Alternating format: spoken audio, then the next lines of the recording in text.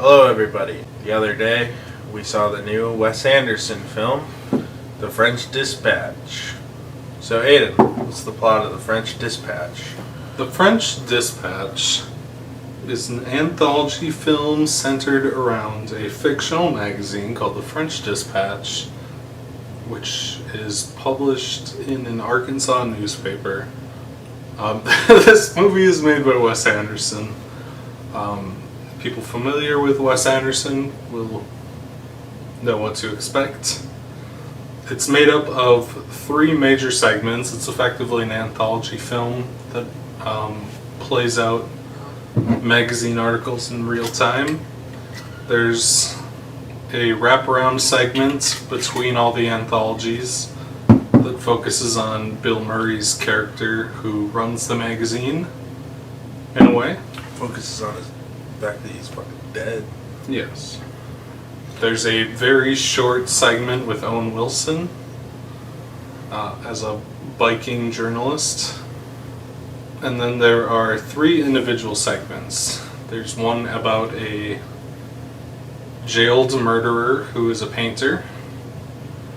There's one about a journalist researching a student boycott, to say the least. And then there's the little boy who got kidnapped. Right. With the chef.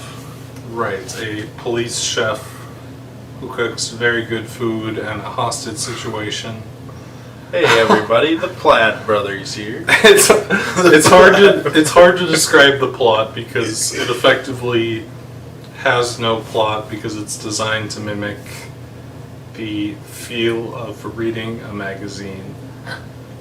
So it's a bit strange. Connor, what did you think of The French Dispatch?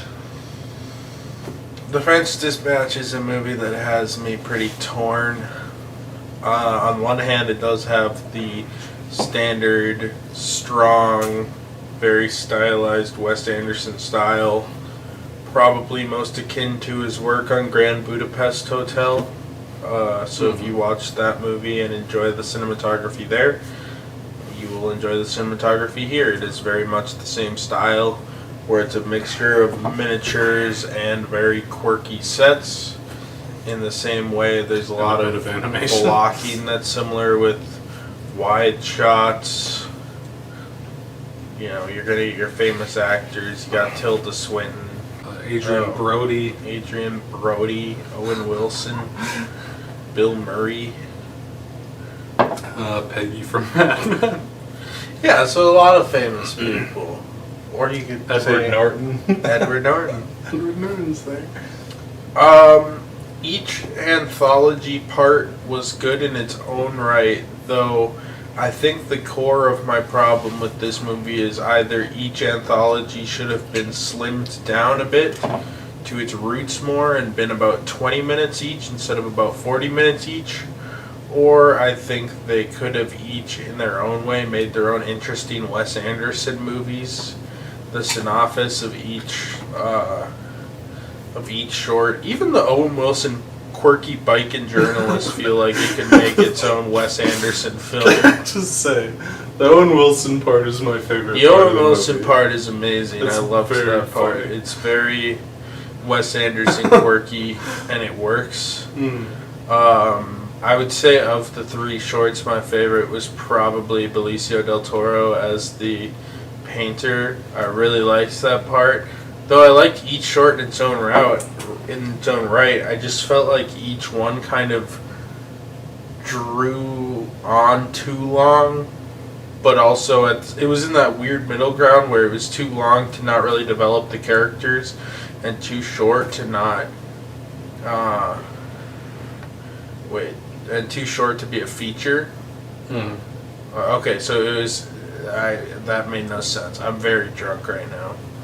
It was too long to be a short that you could just get away with not really developing characters a ton, and too short to not be a feature. Whatever, you get what I'm trying to say.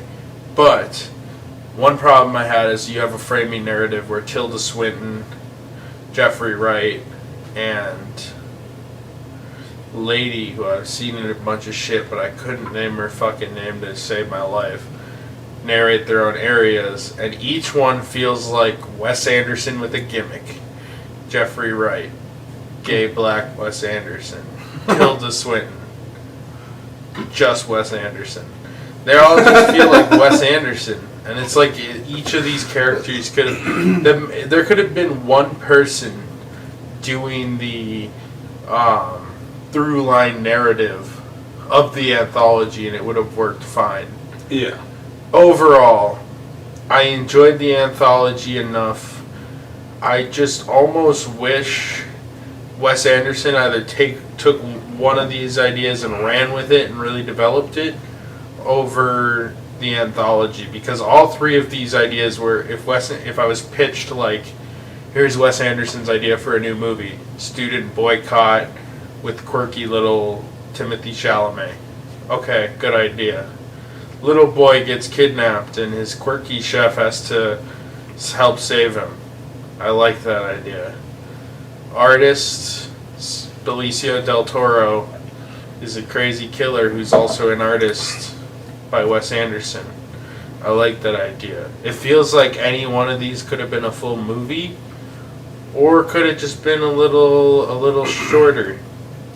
Otherwise, another idea I had later on from my initial thoughts, and I'm glad we held off on this video a little bit, is Owen Wilson's part was like 10 minutes. I would have been interested to see like take this magazine concept and make it like each one's like little 2 to 3 page feeling things. So you do like these little 2 to 3 page scripts like that Owen Wilson part, and just do that throughout and have all of these ideas. So there's the murdering painter, there's the hostage saving chef, there's the student thing. And Wes Anderson can come up with all sorts of quirky ideas and kind of do these 10-minute little short vignettes on them and make like a 75, 80-minute movie on it. I think that would have been amazing, because I think the best part of this movie was the cycling journalist. And if the cycling journalist, really funny. If the cycling journalist was a 40-minute piece, I think it would have lost some of its steam like these other shorts did. The thing that makes the Owen Wilson part so good is that it knows exactly when to end. It does the setup where at first he starts describing the city as like a nice place, and then he describes it as how much of a shithole it is, and then it knows exactly the point at which to cut it off, do the punchline, and be done with it. And that's what makes that segment work so perfectly. And then everything else is just slightly too long. Yeah, I agree. And also that first segment with Timothy... Oh, wait, no, the second one was with Timothy Chalamet. That part could have been told from the perspective of the journalist, too. You could have had the journalist more involved, because the journalist was there in all three segments, but less involved than Owen Wilson's part. So it could have been like a perspective piece. Overall, I did enjoy the movie. I'm not going to call it bad or anything, but I haven't seen all of Wes Anderson's movies yet, but of the ones I've seen, I think it's probably my least favorite. But I still think if you're a fan of Wes Anderson, which I would consider myself a fan, I got something out of it. I enjoy his quirky, weird style, and I thought it was fun. But it's still probably my least favorite of his films. Which isn't saying that much, because I like all his movies, so, you know. It's not too much of a jab at him. So, Aiden, what did you think of French Dispatch? Well, French Dispatch, I think it's a movie that goes too far into being a Wes Anderson movie. I very much enjoy Wes Anderson. And he kind of exists on a spectrum of his own. As he's gotten further in his career, he's moved away from making Movies. In the traditional stories. sense. Rushmore is a funny, weird, quirky, traditional romance story.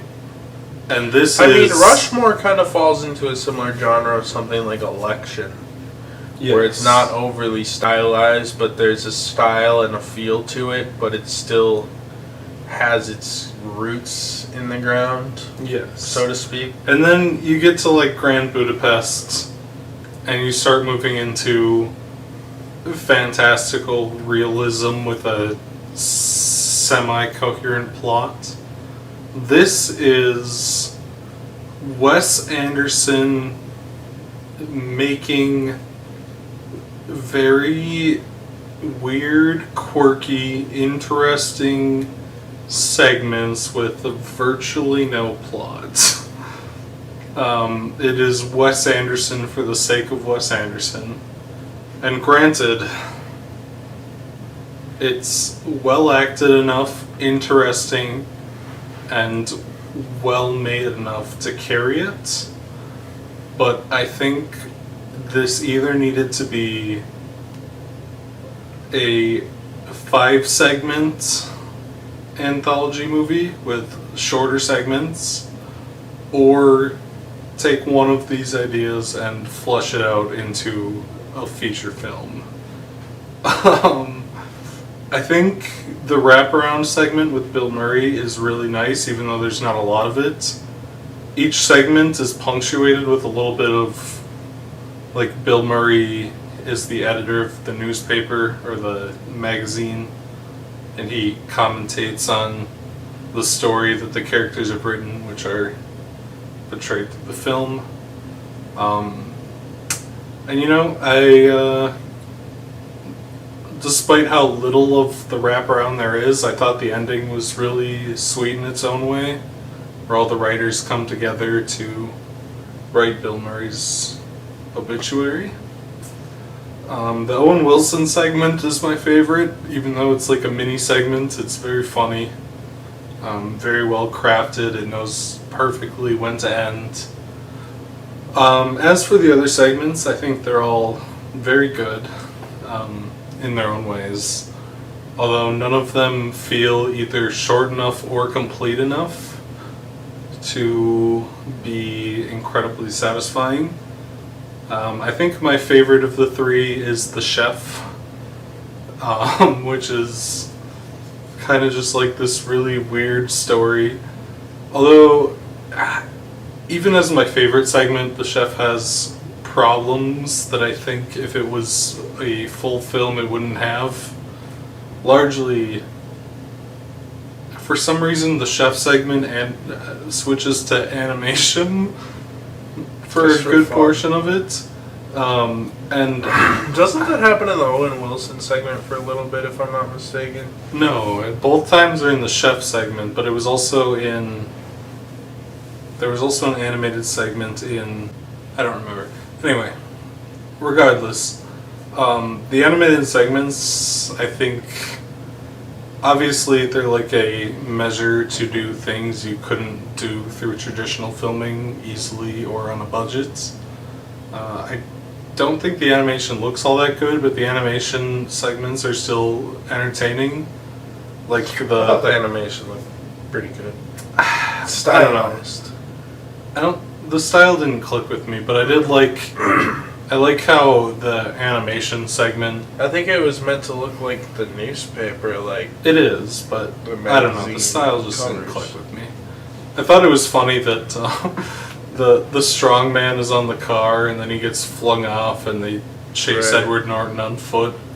And they get back in the car and the strong man jumps back on the car. There's still funny segments in the animation. I think the third is probably the strongest for me. I just like... See, I'm the opposite. The third is what lost me the most, to be honest. I think The Painter was my favorite part. I think the Timothée Chalamet part is the weakest for me. It feels so... I'm Painter Timothy hostage.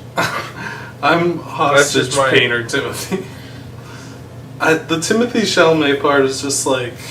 It's pretty close. I thought the painter part for me was like the most like out there. Like the hostage story felt like someone like it felt like if someone like saw Grand Budapest and said, "I'm gonna make my own Wes Anderson movie."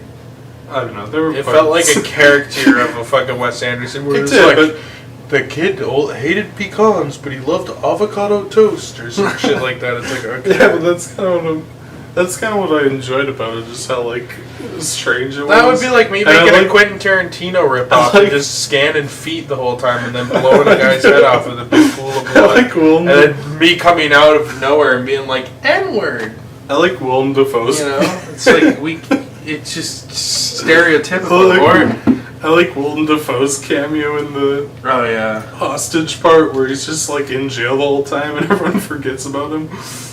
I don't know. I think the fact that Willem Dafoe's just the hostage part is like an over the top parody of Wes Anderson, which is kind of what I enjoy about it. But it falls upon cliche. It's the El Royale. It felt like the El Royale. Yeah. Did we review the El Royale? Yeah, we did. We did. What a stinker. So, anyway, the long and short of it, the French Dispatch is incredibly well made, but it feels like Wes Anderson is getting a little full of himself and probably needs to make a movie with like a real story. I don't even know. It's like doing drugs, you know? One day you're just gonna overdo it and overdose, you know? This is an overdose of Wes Anderson. This is an overdose of Wes Anderson. You just took one too many fentanyl pills to get, you know, you're like Icarus flying too close to the sun, you know? You're Icarus flying too close to the sun. Yeah, he's You're a young boy in the trailer park snorting one too many spray paint socks. Honestly, I kind of felt like I was taking a Wes Anderson overdose during this movie, where it's just like too much. Yeah, I agree. I honestly, this might sound fucking weird, but I almost would have preferred if the framing device was more of the movie. Because I agree. I think it would have been more interesting to see the dynamic between Bill Murray and the writers. Because when we see that dynamic, it's very interesting. It's really good. It's awesome. I think like the funniest part of the Owen Wilson thing is if Wes Anderson wanted to make a spin-off about Bill Murray running a newspaper, French Dispatch. The funniest part of the Owen Wilson thing, the Owen Wilson segment's like 10 minutes long. And the further he gets into it, the more of a shithole he describes the city as. And at the end, Bill Murray says, "Don't you want to try to say something nice about the city?" And Owen Wilson's like, "There's nothing nice. I described it as I saw it, you know?" And it's a funny punchline, and it works really well.